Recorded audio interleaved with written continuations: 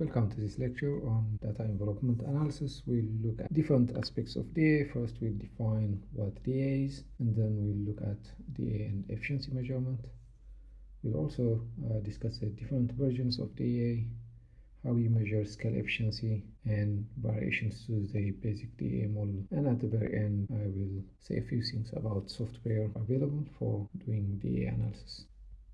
So, what's DA? Well, in economics, it's also known as activity analysis. That's its older name. And basically, what a DA does is it builds a piecewise linear frontier by combining observed input-output combinations or activities. So, if we have observations on X and Y use, inputs and outputs, let's say we have a point A here, and we have another point B here, another point C here. Basically, what DA does is tries to infer from these different observations what the frontier for the technology is. So if we had, for example, other points like D, obviously D is inside the technology set, it's not efficient, so it's going to be ignored.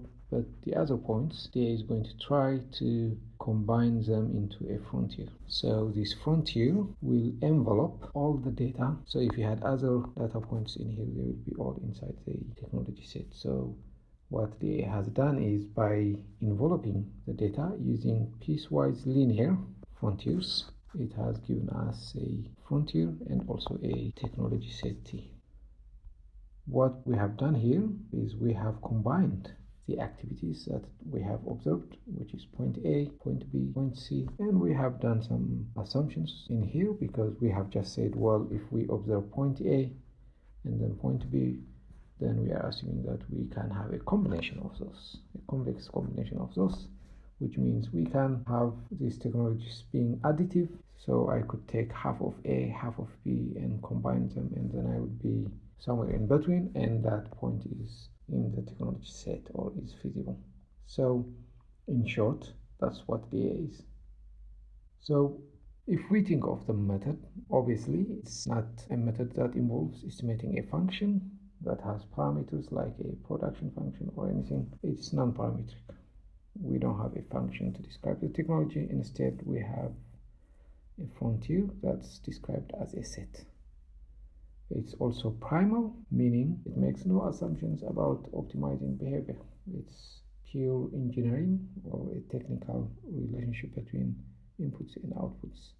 The third characteristic of DA is it's deterministic, meaning all deviations from the frontier are attributed to inefficiency. There is no room for noise or stochastic elements that might affect our outcome. Finally, DA is very handy because you can very easily model production activities with multiple outputs and, of course, multiple inputs as well. So in DA, there is very little extra effort needed to incorporate multiple outputs, which is not the case with some other methods. In the case of production functions, for example, you cannot have multiple outputs unless you work with a transformation function. But that function is a bit asymmetric because you are keeping one output on one side and the rest on the other side, like the inputs and so on. So DA makes it very easy to handle multiple output production technologies. So DA has become a very popular activity in economics and also in management. Here is a very simple example of how popular DA has become. It's a chart from a presentation by Banker at the International DA conference in Prague, and shows you the number of citations to DA models, and in 2014 that was 7,080. That's quite large. So there is a lot of people using DA throughout the world, whether it's developed countries or developing countries. Many of these people are applying DA, and also a large number are trying to improve the method or creating versions of DA for different applications. We had described what the DA does. It builds a piecewise frontier, but how does it look when you describe it mathematically? Well, what you are doing is you have a sample of observations, and those observations are, let's say you have a sample of n observations, and you want to use that sample to construct a frontier. So how do you construct the frontier? Well, you construct the frontier by combining the observed data into a frontier. So when we drew this using 3 points as forming the frontier, for example, we were taking a convex combination, but mathematically that's what you do. You combine the different observations using lambda weights, and the lambda weights add up to 1, which means you have a convex combination of what's observed, and then by doing that you can construct a frontier where, given the frontier, you can make inference about what's possible for input and output combination. Obviously, if you pick a frontier, then you are going to say, well, input-output combinations that require at least the same or less output but use the same or more input are feasible. So that's what the DA is doing. So when you draw it, it's obvious, but when you write it mathematically, it's the same thing. You look for a convex combination of observed points and use that to form the frontier. And any combination of inputs and outputs that requires producing the same or less output but use the same or more inputs is feasible. Typically, DA is used to measure technical efficiency. So if we have a point such as point D that's in here, and we may want to measure its efficiency, then we can do that against the frontier. And of course, how we do that depends on whether we have an idea of efficiency as being described in terms of input use or output production. But suppose we want to compare this in terms of how much it's producing for the given input. Well, then we are going to compare the output here against the frontier output here, and we see that there is a gap. D is inefficient. And what we are doing here is we are comparing D against its peers. And what are its peers? Well, the observations that make the frontier. Because these two observations, B and C, have defined the frontier for point D. And that's in the output direction. So measured against its peers, which is B and C, D is inefficient. And that's how we construct a measure of technical efficiency. Obviously, the technical efficiency in here could be the output at point D against the maximum possible output that we can infer from the frontier. So that's for output-oriented measure. But if we were doing input orientation, then we'd be looking this way. How much less input could you use while keeping your output the same? And in that case, for example, the peer for point D could be point A if they are producing the same output. And measured against its peer, D is inefficient. So that's how we measure technical efficiency.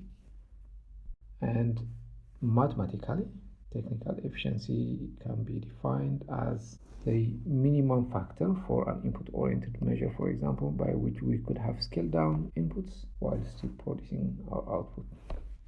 So if we have this, and you have point A, B, and C again, and we have, let's say, D producing the same output as A, but D is using 5 units of X while A is using only 2, then we are looking for an efficiency measure, an input-oriented one, and that input-oriented measure is going to be a number like theta, which is the minimum number by which we could have scaled down the input is at D and still be able to produce the same output. Well, that means bringing D to point A, and if input use at point A is 2 while it's 5 at point D, then theta is going to be 2/5. We could have scaled down our input use at D by 40% and still be able to produce the same output. So our technical efficiency would be 0.4 or 40%. So the technical efficiency measure is the smallest proportionally reduced input vector relative to the actual input vector, but that simply means in terms of cost, technical efficiency measure input oriented is the minimum input cost after radial projection to the actual cost. So what are we talking about in terms of radial projection here? Well, of course, if we have one input, as we saw in the previous slide, that's simple. But if we have two inputs, we need to think in terms of moving towards, say, the origin. And what this is telling us is, well, the input cost, when we project D comes to D prime. The input cost at D prime is the minimum possible if we had eliminated technical efficiency. And the actual cost is the cost of input use at point D. So technical efficiency in this case is the cost of input use at point D prime divided by the cost of input use at point D. So that's what we have here.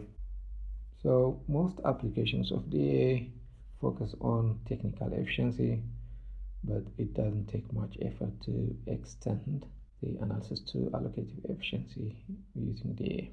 So what's allocative efficiency? Well, in the case of allocative efficiency, we are not thinking in terms of physical relationships between inputs and outputs, but also thinking about our input use or output production relative to the optimal that we could have had if we take prices into account. In the case of Farrell's famous 1957 work, for example, he had an idea of estimating economic efficiency, which had two components. One of them was technical efficiency, and the other was allocative efficiency. So how does that work? Well, if you have an isocont constructed using DEA as a piecewise linear frontier, and you had a point, let's say point R, to evaluate. Well, point R, as you can see, has two problems. One is it's technically inefficient, but it's also allocatively inefficient. Why is it technically inefficient? Well, it's using inputs beyond the minimum required as shown on the isocont. So you could have, if you proportionally reduce input use at point R, you could have brought down the input levels to point P, and that means you could have reduced cost. But that's not the end of the story. Point P, given the input price, which in this case is reflected by the isocost line Z prime, we can see point P is not minimizing cost, because we could have moved down along the isocont towards point T, which is allocatively efficient and technically efficient as well, to reduce cost further. So the two issues that we have with R is, one is technically inefficient because it's costing more than what point P would cost, and it's also allocatively inefficient because it's using the wrong combination of x1 and x2. So we have the two components of inefficiency here, and we can break down economic efficiency into technical and allocative efficiency. So for observation R, what's the technical efficiency? Well, technical efficiency would be cost at P over cost at R. And what would the allocative efficiency be? That would be the cost at T over the cost at P, which is technically efficient. So T is both, P is only technical efficiency. And economic efficiency would be the product of allocative efficiency and technical efficiency, and of course it is the ratio of cost at T over the actual cost, which is cost at R. Now what we have done here is for input oriented or input use, but we can do also the same thing for other orientations like output oriented measures and for profit maximization as well.